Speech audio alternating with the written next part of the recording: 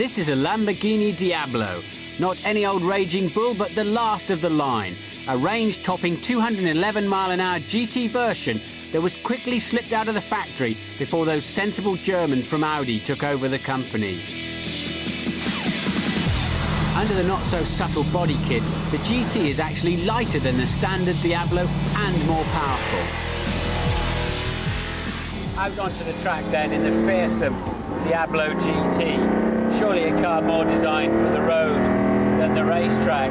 First impressions are that it turns in extremely well. The nose of the car, especially for such a big machine, just points in handily at the apex. I want to try and heel and toe, but the throttle and brake pedal are too far apart and I can't really get a nice slick shift. I can blip it on the way down, but not with my foot on the brake at the same time. See if I can get used to that. Flat on the floor now. I mean, it pulls quite well over 5,000 revs. The brakes are solid. Let's check it out under heavy braking here for the Hizzy chicane. Good. Can't complain about that at all. And nice and stable and square.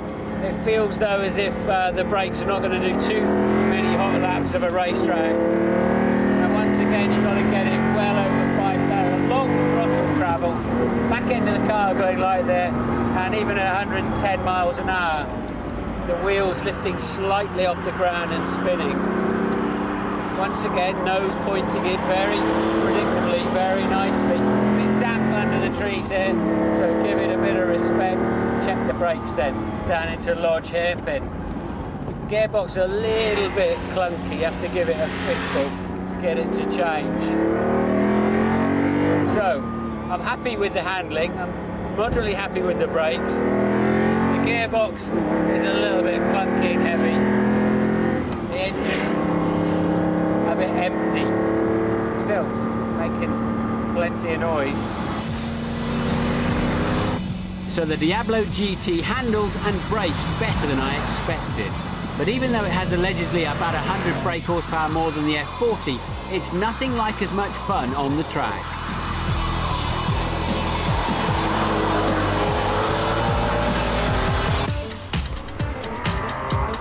Perhaps it'll be a different story out on the road.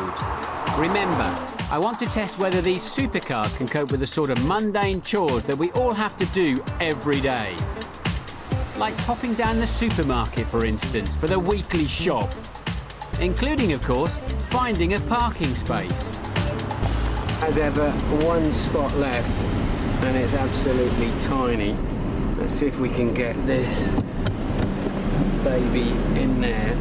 I'm going to have to open the door and have a look. And I'm going to have to take my seatbelts off so that I can get out and have a look. That is seriously tight.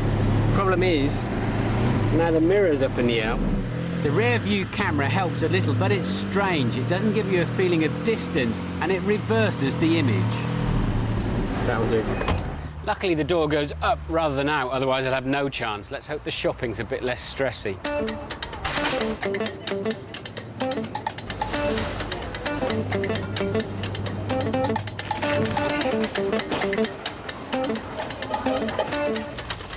Well, that went all right. The more you spend, the more you save, of course. Let's see how we can get it in this. Well, it's quite a bit car, actually. Let's take a look under the front first.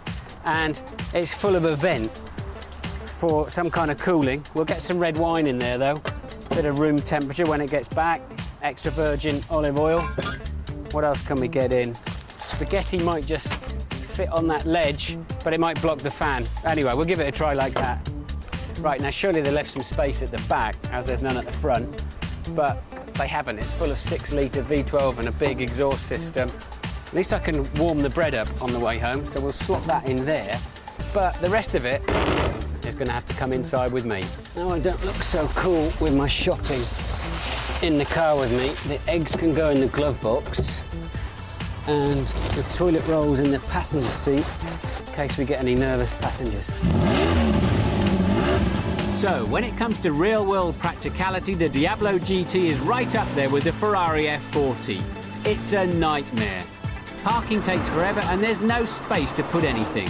Plus, with all of those scoops, vents and wings, it's difficult not to feel very conspicuous when you're driving it.